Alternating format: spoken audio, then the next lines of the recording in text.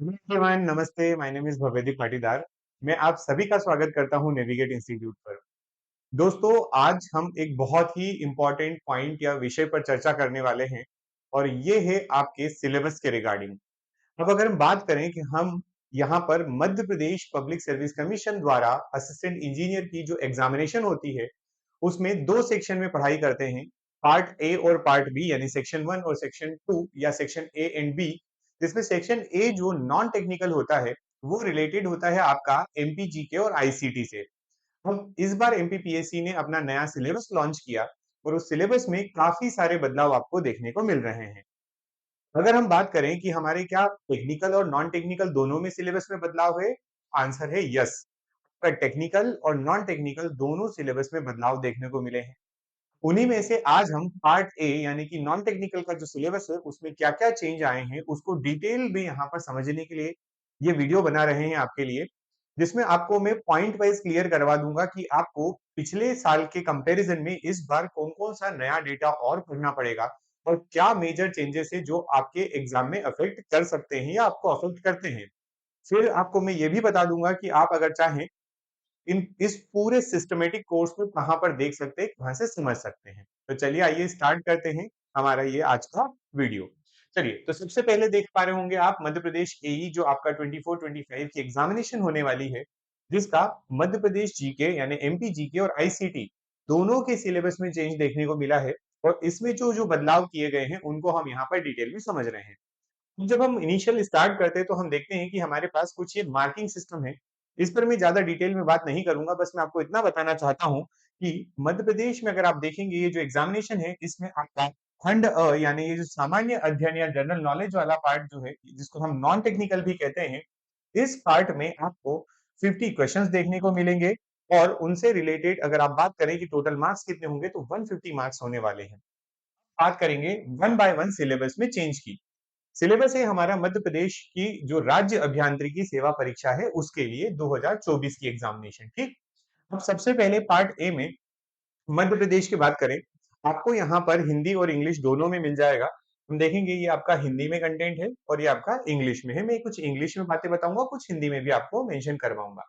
जब हम बात करते हैं यूनिट वाइज, तो आप यहाँ पर देखें टोटल हमारे पास 5 यूनिट दी गई है। टोटल हमें कितनी यूनिट दी गई है? यूनिट है हमारे पास 5, ठीक है। सिलेबस को 5 यूनिट्स में डिवाइड किया गया है और 5 यूनिट्स जो है उन यूनिट्स का आप एक बात ध्यान रखेंगे कि जनरली ऐसा देखा जाता है कि हर यूनिट का वेटेज जो है 10 क्वेश्चंस होते हैं। इस यूनिट में मैं ओवरऑल ऊपर ऊपर अगर आपको बताऊं, पहली जो यूनिट है वो आपकी हिस्ट्री से रिलेटेड है, जिसमें आपको इतिहास के बारे में पढ़ना पड़ेगा। स्पेशली मध्य प्रदेश की ही यहाँ पर बात की जा रही है तो मध्य प्रदेश का इतिहास, मध्य प्रदेश की ज्योग्राफी यानी हिस्ट्री, ज्योग्राफी और भूगोल, फिर उसके बाद मध्य प्रदेश की राजनीति यानी पॉलिटी, फिर मध्य प्रदेश की अर्थव्यवस्था, इस तरीके से यहाँ पर पार्ट चलेंगे। हम बात करते हैं यूनिट 1 की, तो हिस्ट्री दी हुई है। यूनिट 2 में अगर हम बात करें तो यहाँ पर यूनिट 2 में पॉलिटी दी हुई है कि मध्य प्रदेश की राजनीति के बारे में, राज व्यवस्था के बारे में पढ़ना है। यूनिट 3 की जब हम बात करेंगे तो यूनिट 3 में हमें दो सब्जेक्ट कंबाइंड रूप से देखने को मिल रहे हैं। उन दो सब्जेक्ट में कंबाइंड क्या है, तो पॉइंट यूनिट 2 एक काम करिए, यहाँ पर यूनिट 2 जो है वो ज्योग्राफी है, ठीक है। यूनिट 2 जो है आपकी वो कौन सी है? ज्योग्राफी है, ठीक। ज्योग्राफी हो जाएगी। फिर हम बात करें यूनिट 3 की, तो यूनिट 3 में आपको दो अलग अलग सब्जेक्ट्स यानी कि आपका पॉलिटी और इसी के साथ में आपको दिखाई देगा इकोनॉमिक्स, ठीक है। तो ये आपके पार्ट हो जाएंगे, दो पार्ट। फिर हम बात करेंगे हमारा यूनिट नंबर 4। अब यूनिट नंबर 4 जो है ये आपके लिए बिल्कुल ही नया होने वाला है। हालांकि हम इन सब्जेक्ट्स में जो चेंजेस है उनके बारे में भी बात करेंगे, बट फिर भी अगर आप यूनिट 4 देखेंगे तो ये आपके लिए पूरा नया टॉपिक होगा, जिसमें आपको पूरा ट्राइबल के बारे में पढ़ना पड़ेगा। मतलब आपके यहाँ जो जनजाति वगैरह क्षेत्र है उनकी मेले, उनकी संस्कृति, उनकी विरासत, वो उनका आर्ट एंड कल्चर, ये सारी बातें जो है वो आपको इस ट्राइब वाले सेक्शन यानी यूनिट 4 में पढ़ना पड़ेगी। और जब हम बात करते हैं यूनिट 5 की, तो यूनिट 5 में आपको आईसीटी के साथ में करंट अफेयर भी ऐड कर दिया गया है। पहले क्या होता था, ट्राइबल वाली यूनिट बिल्कुल ही नहीं थी। इस नई यूनिट को इंट्रोड्यूस करके जो आईसीटी की यूनिट अगली हुआ करती थी उसको इन्होंने आईसीटी और करंट अफेयर के साथ मर्ज करके आपको यहाँ पर सिलेबस मेंशन करके दिया है। ओवरऑल हमारे लिए ये सिलेबस है। इंडिविजुअल सिलेबस में क्या क्या चेंज देखने को मिलता है, तो चलिए अगर आप ओल्ड स्टूडेंट हैं, अगर आपने थोड़ी बहुत पढ़ाई की है, तो आप देखेंगे कि इस तरीके से सिलेबस कभी लिखा हुआ नहीं आया, लेकिन ठीक है, हम फिर भी समझते हैं। हिस्ट्री को इन्होंने प्राचीन, मध्यकालीन और आधुनिक में डिवाइड करने की कोशिश की। तो आप यहाँ देखेंगे, आपको एंशिएंट हिस्ट्री दिखाई दे रहा है, फिर आप देखेंगे आपको मिडिवल हिस्ट्री भी यहाँ पर दिखाई देगी, और फिर आप देखेंगे यहीं से आपको modern history of Madhya Pradesh के बारे में भी यहाँ पढ़ना है। ठीक है, ये बात इतना होने के बाद, ये सब पढ़ने के बाद, अगर हम बात करें कि इनके अलावा सर, तो देखो, हमें मध्य प्रदेश में फ्रीडम स्ट्रगल, जो हमारे इंडिया का फ्रीडम स्ट्रगल हुआ, ऐसा ही हमारे मध्य प्रदेश का जो फ्रीडम स्ट्रगल है, मूवमेंट्स जो यहाँ चलाए गए, जैसे आप झंडा सत्याग्रह जानते हैं, जैसे आप नमक सत्याग्रह जानते हैं, इस तरीके के जो स्ट्रगल्स हैं अलग अलग, वो हमें यहाँ पढ़ना पड़ेंगे, फ्रीडम मूवमेंट्स हमें पढ़ना पड़ेंगे। और tribal history and tribal literature के बारे में भी यहाँ पे फिर से दिया हुआ है इन यूनिट 1। ठीक है, आपके पास इतना सारा सिलेबस जो है वो आपकी हिस्ट्री वाले पार्ट को कवर कर रहा है। ठीक है, यहाँ तक बात। इसी के साथ अगर हम बात करें हिंदी में देखें, तो यहाँ ये जनजाति इतिहास, जनजाति साहित्य की बात करता है, मध्य प्रदेश में स्वतंत्रता आंदोलन की बात करता है, पूरा हिंदी में लिखा है, कुछ अलग बात नहीं है। राइट, अब हम आते हैं यूनिट नंबर 2 पर। जैसा कि बताया, यूनिट नंबर 2 जो है, unit number 2 belongs to geography. Geography में आपके सिलेबस में क्या चेंजेस है मेजर, वो भी अगर हम देखें यहाँ पर, तो हमें क्या दिखाई देता है, ध्यान से देखिएगा। ज्योग्राफी में हम बात करते हैं सबसे पहले आपका जो बेसिक होता है, बिल्कुल बेसिक क्या होता है, बेसिक होता है कि जहां पर आपको ज्योग्राफी के बारे में, मध्य प्रदेश का उसका एक्सपांशन कितना है, लोकेशन क्या है ना, टोटल लैंड एरिया कितना है, कहाँ तक उसमें उसका एक्सटेंड कौन से स्टेट से टच हो रहा है, वगैरह वगैरह जो होते हैं बेसिक, वो यहाँ पर पढ़ना पड़ेंगे। देन बात करें हम, तो यहाँ पर आपको मेजर रिवर्स, मतलब मध्य प्रदेश में जो नदियां हैं उनके बारे में पढ़ना है, एंड माउंटेन्स, पर्वत श्रृंखलाएं, जो हमारी रॉक्स वगैरह है, वो पूरा इस सेक्शन में हम लोग पढ़ लेते हैं। सेकंड पार्ट पर आते हैं जहां लिखा है क्लाइमेट। अब क्लाइमेट की जब बात करें, तो क्लाइमेट में हमें सीजन्स के बारे में, यानी मौसम जो होते हैं, सॉइल यानी मृदा, अब देखिए क्लाइमेट के अंदर चल रहा है, सीजन भी पढ़ना है, ठीक है, समझ में आता है, सॉइल भी पढ़ना है, टेम्परेचर भी पढ़ना है, रेनफॉल डिस्ट्रीब्यूशन, रेनफॉल भी पढ़ना है, फॉरेस्ट भी पढ़ना है, एंड फॉरेस्ट के हमें प्रोड्यूस, मतलब फॉरेस्ट से जो हमें प्रोडक्ट मिलता है उनके बारे में भी पढ़ना है। तो ये जो सिलेबस है, ये क्लाइमेट को से रिलेटेड है, ये सब क्लाइमेट के अंदर उन्होंने दे दिया। फिर उन्होंने बोला सर एग्रीकल्चर पढ़िए आप। एग्रीकल्चर में क्या पढ़ना है, तो मेजर क्रॉप्स के बारे में पढ़ना है, सोर्स ऑफ इरिगेशन क्या क्या है मध्य प्रदेश में, हर बार आप देखेंगे प्रीवियस ईयर में आपको कई सारे क्वेश्चन भी यहाँ से मिल रहे हैं इरिगेशन से। कभी वो सोर्स के बारे में पूछता है, कभी वो डेटा पूछ लेता है कि किससे ज्यादा हम लोग सिंचाई करते हैं, इस तरह से। और फिर इरिगेशन के जो प्रोजेक्ट्स हैं मध्य प्रदेश में, उनके बारे में पढ़ना है। तो ये हमारा एग्रीकल्चर वाला पार्ट हो जाएगा। देन उसके बाद बात करें हम लोग, तो यहाँ पर थर्मल पावर प्रोजेक्ट्स के बारे में। थर्मल पावर प्रोजेक्ट्स मतलब आप ये कहें कि सर ये हमें ना एनर्जी पूछना चाह रहा है, हमारे मध्य प्रदेश में जो एनर्जी रिसोर्सेस है, जो हमारे ऊर्जा के जो क्षेत्र है, जहां पर हम लोग ऊर्जा के जो स्रोत है, उनके बारे में हमने यहाँ से पूछना चाह रहा है। एनर्जी रिसोर्सेस के बारे में पढ़ना है, नॉन कन्वेंशनल एनर्जी सोर्सेस, मतलब आपको जो है गैर परंपरागत ऊर्जा स्रोत जो है उनके बारे में पढ़ना है। फिर आपका ये छोटे से पार्ट में लिख के दे रहा है मेजर मिनरल्स, लेकिन अपने आप में ये टॉपिक बहुत बड़ा है। राइट, फिर उसके बाद और बात करेंगे, तो देखिए ये जो पॉपुलेशन साइज वाला पार्ट यहाँ दिया है, अब आप देखेंगे कि पॉपुलेशन वाला पार्ट जो है वो हमारे इकोनॉमिक्स में लिखा हुआ करता था। ठीक है, जो हमारी जननांकिकी थी उसका जो पार्ट आप देखेंगे तो वो इकोनॉमिक्स में देखने को मिलता था, लेकिन उसमें इस बार उन्होंने इसको चेंज करके ऐड कर दिया है हमारी ज्योग्राफी में।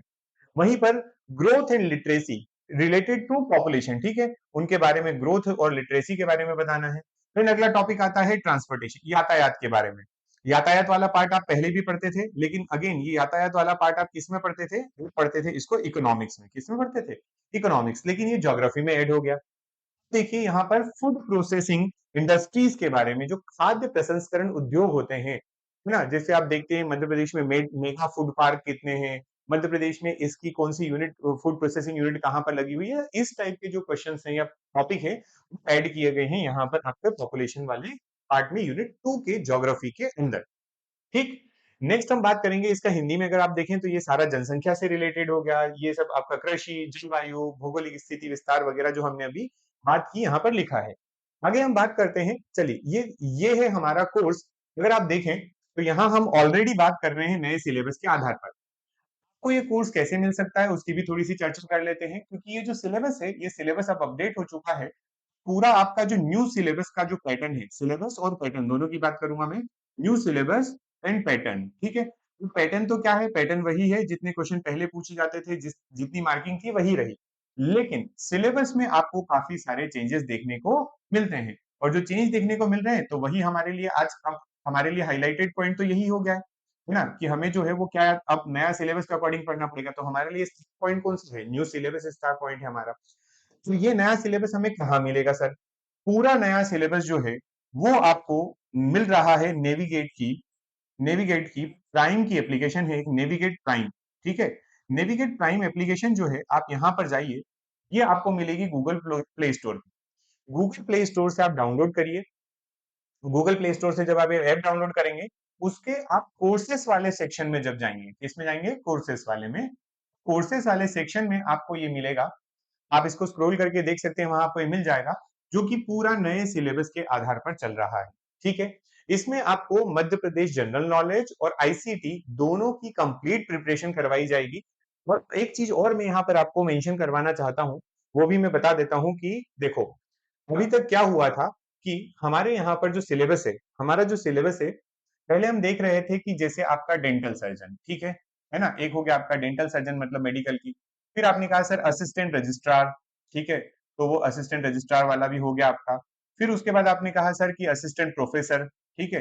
तो आपका ये जो डिफरेंट एग्जाम है ना, जैसे आपका असिस्टेंट मैनेजर की एग्जाम है, तो ये जो एग्जाम्स आ रही हैं, जितनी भी अब अपकमिंग एग्जाम्स आ रही हैं, मैनेजर वाली भी एग्जाम जो होगी, और भी बहुत सारी, लगभग 11 से 12 ऐसी एग्जाम है मध्य प्रदेश में एट प्रेजेंट, जिसमें अगर आप देखें तो पार्ट ए जो होता है आपका, पार्ट ए जो होता है वो डिपेंड करता है, या वो किससे रिलेट होता है, तो वो एमपी जीके एंड आईसीटी से रिलेटेड होता है। और इन सभी का जो सिलेबस है, ये जितनी एग्जाम्स में आपको यहाँ पे बोल रहा हूँ, इन सभी एग्जाम्स का सिलेबस जो है वो यही सिलेबस है जो आया है हमारे पास। अगर आप इसके अलावा इन सभी एग्जाम्स में भी अपीयर हो रहे हैं, या इन एग्जाम का भी आप एग्जाम देना चाहते हैं, प्रिपरेशन करना चाहते हैं, तो आपको इसका कंप्लीट सिलेबस लाइव क्लास में और रिकॉर्डेड फॉर्म में, है ना, लाइव क्लासेस भी हैं इसकी, और यही हमारे रिकॉर्डेड फॉर्म में भी आपको अवेलेबल हो जाता है। तो ये लाइव एंड रिकॉर्डेड कोर्स है आपका, जिसमें आप अगर चाहें तो एनरोल कर सकते हैं। आपको पूरा नया कंटेंट नए सिलेबस के अकॉर्डिंग नया अपडेट डेटा के साथ में यहाँ पर प्रोवाइड किया जा रहा है। अगर इसके अलावा आप इनकी सभी की अगर आप डेमो क्लास लेना चाहते हैं, तो आप एप्लीकेशन पर जाएं। एप्लीकेशन पर जाने के बाद वहां पर आपको कुछ फ्री कंटेंट अवेलेबल होगा, वहां से भी आप इनके डेमो क्लासेस देख सकते हैं।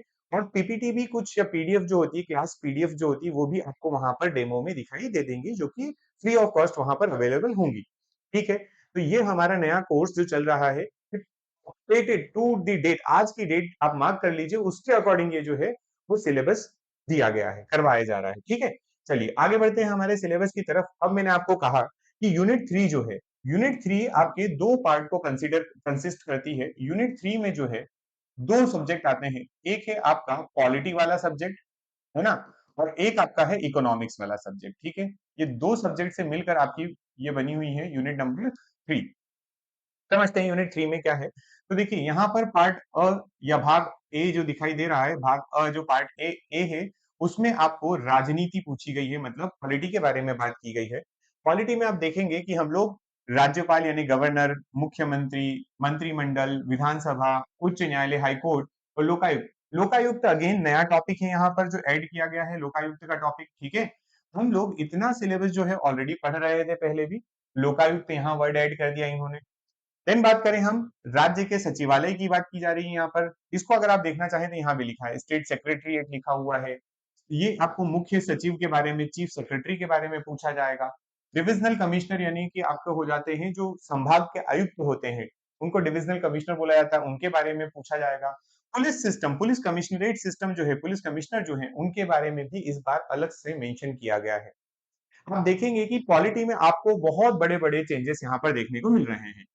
बात करें फिर डिस्ट्रिक्ट एडमिनिस्ट्रेशन की, है ना, हमारे जो जिला प्रशासन है उसके बारे में यहाँ पर दिया गया है। हमारे नगर के प्रशासन यानी अर्बन एडमिनिस्ट्रेशन के बारे में दिया है। लोकल सेल्फ गवर्नमेंट, आप जानते होंगे कि स्थानीय स्वशासन, है ना, आपने एक वर्ड सुना होगा स्थानीय स्वशासन।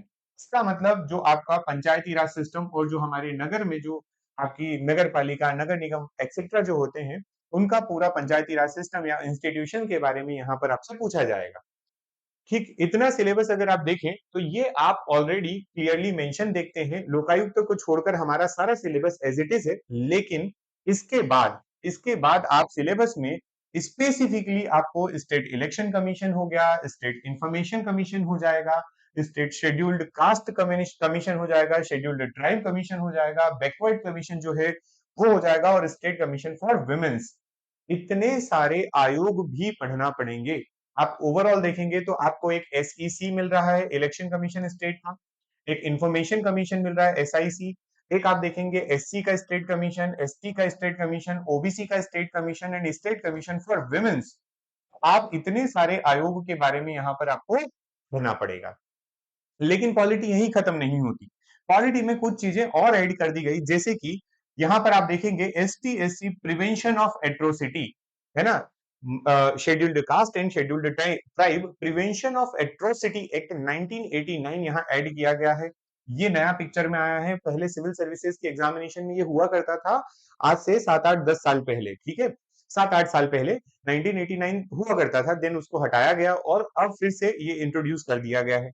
वहीं पर बात करें panchayat extension to scheduled areas, है ना, ये शेड्यूल्ड एरिया में जो पंचायत एक्सटेंशन जिसको पैसा एक्ट कहा जाता है, मध्य प्रदेश लागू कर चुका है पैसा एक्ट अपने यहाँ 1996, ये भी अब आपसे पूछा जाएगा, इसके बारे में आपको पढ़ना पड़ेगा। एनवायरमेंटल प्रोटेक्शन एक्ट बहुत जरूरत थी, आज की डिमांड है, ये आज की मांग है हमारे समाज की, जहां पर हर स्टूडेंट या विद्यार्थी जब अपना कैंडिडेट जब सिलेक्शन लेता है तो उसे पर्यावरण से रिलेटेड जो हमारे यहाँ लॉ बने हुए हैं उनमें से प्रोटेक्शन एक्ट तो एटलीस्ट पता हो, इसलिए 1986 का पर्यावरण अधिनियम जो है, आपका पर्यावरण संरक्षण अधिनियम जो है उसको ऐड कर दिया गया यहाँ पर। और एक बहुत ही इंटरेस्टिंग आपका जो है अधिनियम यहाँ पे ऐड हुआ है, जिसका नाम है गोवंश वध प्रतिषेध अधिनियम, ठीक है, जो कि 2004 में आया था। तो ये आपको नया यहाँ पर देखने को मिल रहा है सिलेबस। इतने सिलेबस को आप देखेंगे, ये आपके लिए बिल्कुल न्यू हो जाएगा इस बार, बाकी सिलेबस ऑलरेडी आप पढ़ते ही थे, ठीक। ये आप देखें, अब पार्ट बी पर हम आते हैं, जिसका नाम है भाग ब, जिसमें हमें इकोनॉमिक्स के बारे में पूछा जाएगा, ठीक है। इकोनॉमिक्स की अगर हम बात करें तो इकोनॉमिक्स में अब इस बार मध्य प्रदेश की अर्थव्यवस्था का अवलोकन का मतलब कि आपको एक ओवरव्यू देना है, ठीक है, पूरा ओवरव्यू देंगे। मध्य प्रदेश में कृषि एवं ग्रामीण विकास की स्थिति की बात की जा रही है, कृषि एवं ग्रामीण विकास की स्थिति। फिर औद्योगिक एवं आधारभूत ढांचे की बात की गई है, यहाँ पे संरचना का विकास पढ़ना है हमें। मध्य प्रदेश में शिक्षा, स्वास्थ्य, कौशल विकास पढ़ना है हमें। कौशल विकास मतलब यहाँ पर आप देखेंगे स्किल डेवलपमेंट में जो जो कार्य हुए हैं मध्य प्रदेश में वो भी। सतत विकास लक्ष्य मतलब यहाँ पर आपको बोला गया है सस्टेनेबल डेवलपमेंट की बात की जा रही है, उसके क्या क्या आपके एम है वो यहाँ पर आपको देखने को मिलेंगे, ठीक है। फिर उसके बाद ये यहाँ लिखा हुआ है, पूरा लिखा है status of Madhya Pradesh in sustainable development goals, ठीक है। ईज ऑफ डूइंग बिजनेस जिसको आप बोलते हैं, आप बोलते हैं कि ये व्यावसायिक सुगमता, बहुआयामी गरीबी सूचकांक जिसको आप बोलते हैं मल्टी डायमेंशनल पॉवर्टी इंडेक्स, है ना, एमपीआई जो होता है। तो ये सारा टॉपिक आपको इस बार अब इकोनॉमिक्स में पढ़ना है, मध्य प्रदेश की इकोनॉमी। आगे बढ़ते हैं नेक्स्ट, इकाई नंबर 4 यानी यूनिट 4 में आप देखेंगे, यहां आप देखिए, यहां पर ट्राइब के बारे में लिखा है, और आगे देखें विरासत, लोक संस्कृति एवं लोक साहित्य, अगर इसको इंग्लिश में देखें तो tribe of Madhya Pradesh, heritage के बारे में, folk culture and folk dances या लिटरेचर जो है उनके बारे में, and with special reference to Madhya Pradesh. Madhya Pradesh के परिप्रेक्ष्य में या मध्य प्रदेश के संदर्भ में आपको ये पूरा पढ़ना है। पहला देखो geographical spread of tribe, Madhya Pradesh में आपको सबसे बेसिकली तो यही बताना है कि मध्य प्रदेश की कौन सी जनजाति जो है वो किस क्षेत्र में बसी हुई है, ठीक है। उसके बाद बात करें constitutional provisions related to tribe, tribe से रिलेटेड कौन कौन से कॉन्स्टिट्यूशनल प्रोविजन किए हुए हैं उनके बारे में भी पढ़ना है आपको। देन यहाँ लिखा है major tribe of Madhya Pradesh and particularly vulnerable tribal groups, जिनको आप पीवीटीजी बोलेंगे, है ना। ये ग्रुप के बारे में आपको बहुत अच्छे से पढ़ना है, क्योंकि अब हमारी गवर्नमेंट जो है वो यहाँ पर बहुत ज्यादा फोकस कर रही है, सब कैंडिडेट को ये पूरा सिलेबस पढ़ के जाना पड़ेगा, जो कि बिल्कुल नया ऐड हुआ है, ठीक है। वहीं बात करें ट्राइबल के culture of Madhya Pradesh, tradition, special art, festival celebration, language, dialects and literature, ये सारी बातें पढ़ना पड़ेंगी। उससे आगे हम बात करते हैं मध्य प्रदेश में ट्राइबल का क्या कंट्रीब्यूशन है इन दी फ्रीडम स्ट्रगल, बहुत इंपॉर्टेंट, बहुत इंपॉर्टेंट। इसको अगर आप थोड़ा और ध्यान से देखें तो मध्य प्रदेश की जनजातियों के भारत के स्वतंत्रता आंदोलन में क्या योगदान है, बहुत ध्यान से समझे, यहाँ पर वर्ड मेंशन कर चुके हैं वो लोग। राज्य के प्रमुख जनजातीय व्यक्तित्व के बारे में पढ़ना है। मध्य प्रदेश से जनजातियों से संबंधित संस्थान कौन कौन से हैं, कौन कौन से इंस्टीट्यूशन जो है जनजाति से रिलेटेड है, कौन कौन से म्यूजियम जो है वो जनजाति से रिलेटेड है, कौन कौन से पब्लिकेशंस जो है जिनको हम कहते हैं प्रकाशन, वो भी यहाँ पर पढ़ना पड़ेंगे। मध्य प्रदेश की लोक संस्कृति और लोक साहित्य, ठीक है, आर्ट एंड कल्चर का ये पहले पार्ट हुआ करता था बिल्कुल। इस बार फिर से आप देखेंगे कि यहाँ पर आपको folk culture and folk literature of Madhya Pradesh पूरा पढ़ना है। मतलब यहाँ जनजाति ही नहीं, यहाँ पर आपको सब पढ़ना पड़ेगा कि अलग अलग क्षेत्र में भी कौन कौन से फोक डांसेस, फोक जो म्यूजिक होता है, फोक आपका कल्चर जो है, लिटरेचर जो, सारी बातें। तो ये एक पूरा नया फ्रेश आपके पास यूनिट है जो कि आपको अब नए सिलेबस में देखने को मिल रहा है, पहले ये बिल्कुल नहीं हुआ करता था। नेक्स्ट हम बात करेंगे इसके बाद, जो मेजर चेंज एक और आया है वो क्या आया कि सर पहले यूनिट 5 जो हुआ करती थी, वो यूनिट 5 केवल और केवल यूनिट 5 रिलेट करती थी केवल किससे, तो यूनिट 5 रिलेट होती थी हमारे करंट अफेयर वाले सेक्शन से, उसमें केवल करंट अफेयर पूछ लिया जाता था। लेकिन अब जो यूनिट, अच्छा यूनिट 4 में करंट अफेयर होगा तो यूनिट 5 में आर्टिफिशियल इंटेलिजेंस एंड आईसीटी वाला पार्ट। लेकिन अब देखें आप, यूनिट 5 जो है ना, इतनी बदल चुकी है कि यूनिट 5 में आपको कंटेम्प्रेरी इवेंट, मतलब यहाँ पर समसामयिक घटनाक्रम भी पढ़ना है, ठीक है। समसामयिक घटनाक्रम जो होते हैं जिनको आप करंट अफेयर कहते हैं ना, वो घटनाक्रम के बारे में भी पढ़ना है। फिर उसके साथ में आपको कंप्यूटर का नॉलेज या फिर आप कहें कि आईसीटी जो है वो भी यहाँ पर इसी यूनिट में कवर करना पड़ेगा। सिंगल यूनिट बना दी गई जो दो अलग यूनिट हुआ करती थी। देखें पहले तो ये लिखा है इंपॉर्टेंट इंटरनेशनल, अंतरराष्ट्रीय लेवल पर, फिर नेशनल मतलब राष्ट्रीय, और कंटेम्प्रेरी इवेंट, ये करंट अफेयर वाली बात हो गई। फिर हम बात करें important contemporary event and major public welfare schemes of the Madhya Pradesh.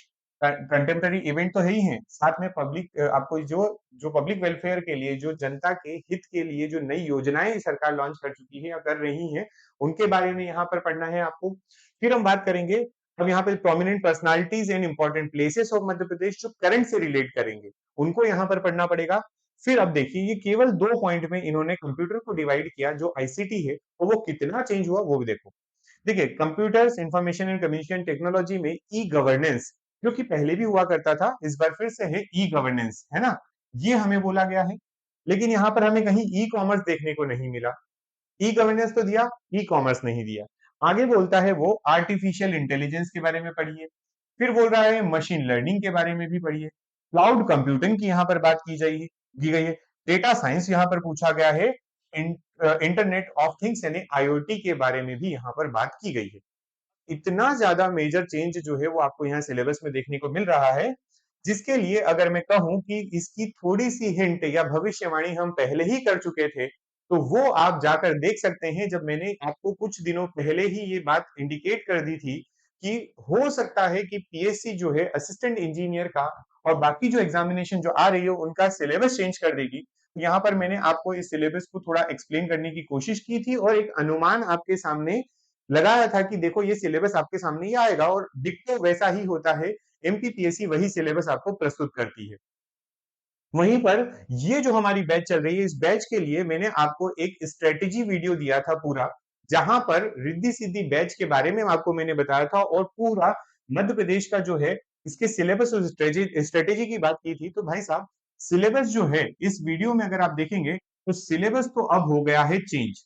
Syllabus जो है वो क्या हो गया है, चेंज हो गया। बिल्कुल सर जी, सिलेबस जो है इन्होंने चेंज कर दिया, लेकिन यार सबसे बड़ी बात होती है कि एक स्ट्रेटेजी जो होती है वो कभी चेंज नहीं होना चाहिए। मतलब जो आपकी अच्छी स्ट्रेटेजी अगर बनती है जिससे आपको सफलता मिले, तो उस स्ट्रेटेजी पे स्टिक रहो। अगर कोई छोटे मोटे चेंजेस आते हैं तो वो हम एड ऑन करेंगे और पढ़ेंगे। तो यहाँ पर ये स्ट्रेटेजी वाला तो आज भी आपके लिए काम करेगा, ठीक है। सिलेबस आपको मैंने नया बता ही दिया है कि क्या हो चुका है, स्ट्रेटेजी आप यहाँ पर देख सकते हैं और समझ सकते हैं कि किस तरीके से हम पढ़ाई का तरीका रखते हैं।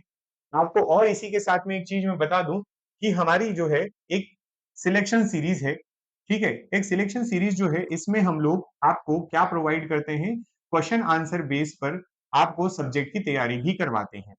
जिन स्टूडेंट्स ने हमारा कोर्स लिया हुआ है उन लोगों को ये पता होगी कि हम लोग जैसे जैसे जो जो टॉपिक पढ़ते जाते हैं उस टॉपिक के साथ में जो है वो उनके क्वेश्चन आंसर सेशन भी चलाते हैं। क्वेश्चन आंसर सेशन होता है और आपको उसी टॉपिक से रिलेटेड क्वेश्चन मिलते हैं, जिससे आपको एक आइडिया लग जाता है कि हम लोग जो पढ़ रहे हैं वो कितना सही करेक्ट डायरेक्शन में जा रहे हैं, प्लस आपको आपके एंड पर एक बात पता चलती है कि आप पढ़ा हुआ कितना याद रख पा रहे हैं। तो कुछ ये बेसिक बातें थी जहां पर मैंने आपको पूरा डिटेल आपका सिलेबस समझा दिया है। आप इस वीडियो के थ्रू ये समझ सकते हैं कि अब आपको आगे की राह क्या रखना है, आपको कहाँ से प्रिपरेशन करना है, ये भी मैं बता चुका हूँ कि नेविगेट प्राइम की एप्लीकेशन पर जाइए, वहां पर कोर्स देखिए, आपको वहां पर नए सिलेबस के आधारित आधारित जो कोर्स है वो लाइव और रिकॉर्डेड फॉर्म में अवेलेबल हो जाएगा।